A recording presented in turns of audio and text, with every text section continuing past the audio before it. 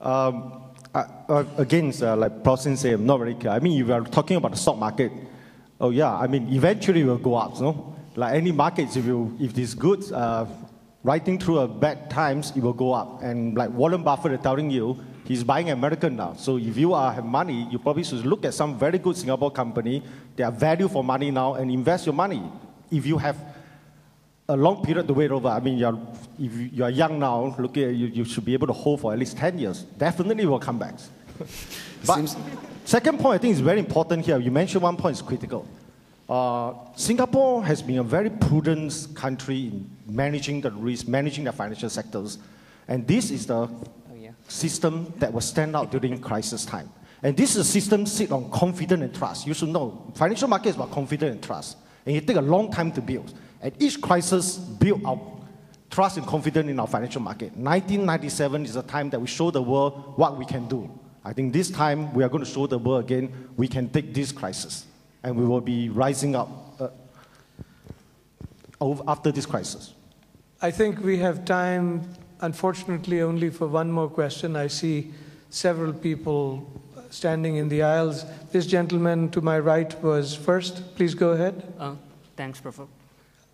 Now you might get a little closer to the mic. All these bailouts, isn't it creating a moral hazard? I mean, I know we can understand letting laymen to bankruptcy is creating a lot more problem for the global finance. But what's the way of punishing them? I mean, these guys have done all this. They've repriced it, taken so much of leverage, and what's the way to punish these financial guys? So you want the people punished who are responsible for otherwise some of this. It will create a moral hazard second time. There will be another new financial crisis. Let me invite my finance colleagues. I'm not sure what you would think, but Lillian, go ahead.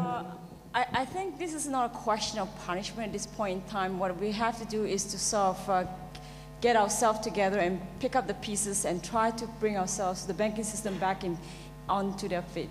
The more important thing is that I think we should increase transparency of all this banking system. As you understand that the US, the financial institutions have created a lot of innovative products that are very beneficial to our system today, financial system today.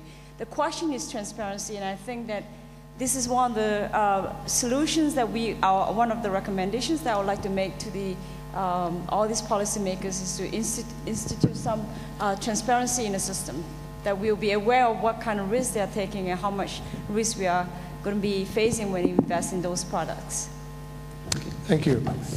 I'm afraid I need to just make a couple of remarks. So to the gentleman waiting, I'm sorry, but thank you for your enthusiasm.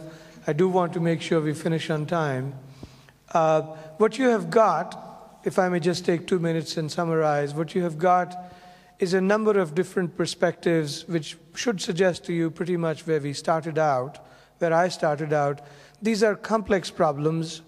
Simple or simplistic solutions, while they are, of course, seductively simple, they are incomplete, perhaps even wrong. These are complex issues. This is no longer an issue that concerns any one country. If you just look at the last week, a number of countries, one after the other, have been taking steps. Japan, Korea, China. Of course, Singapore has recently taken some steps. This will take some time for us to emerge out of the current crisis. We are going in the right direction, I think. Decisive action has been taken. This is clearly not the end. There will be more issues that will come up. Some of my colleagues referred to, the great spread of these collateralized debt obligations, issues that may have started in the United States but have been repackaged and resold all over the world. Fortunately, Singapore is not particularly exposed to this set of issues. As Benson mentioned, they are there, but relatively modest in their scale and scope. It'll take some time. I would only end by sharing with you 2 thoughts. One is that at a personal level, I have been an investor now in various financial markets starting in the early 80s, so about 25 plus years. I would give you just this homely advice coming from a non-finance specialist. I realized very early on that an important question to ask is, what is my own tolerance for risk?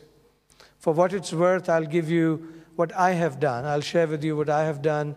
And my acid test was, if I was invested in the stock market and I could still sleep well at night, then this was within my risk tolerance. Fortunately, in the last 25 years, there have been many ups and downs. I have always slept well. I will not share with you what exactly has been well, I will share with you. I am 100% invested in equities even today. Maybe time will tell that I was completely crazy and I will have to retire somewhere in the upper Himalayas in my country of birth, which is India. But I have the risk tolerance. I have at least a 10-year time horizon. I think this will eventually markets will come back up. That's what I'm doing. You must ask yourself, what is your risk tolerance? Please don't take my behavior as an exemplar of any sort. You have to make your own choices. The second thing is a conjecture. The second point is a conjecture. My good friend Kishore Mahbubani has been talking about a shift of economic power to the east. This is not about to happen overnight. I was talking with Professor Ling Shang-ya, a good, respected friend of mine, that this may take 30, 40, 50 years to play out, but there are scenarios by which the current crisis, when we reach an equilibrium again, perhaps a couple of 3 years from now, there's a very good chance that this region, Southeast Asia, but particularly China and India, will see a relative increase in their economic importance on the global stage. Remember, I said this is a conjecture, no guarantees, but we may just be seeing the micro details of a shift to the east. Thank you very much for coming. We have been delighted by your participation and your questions. Come again.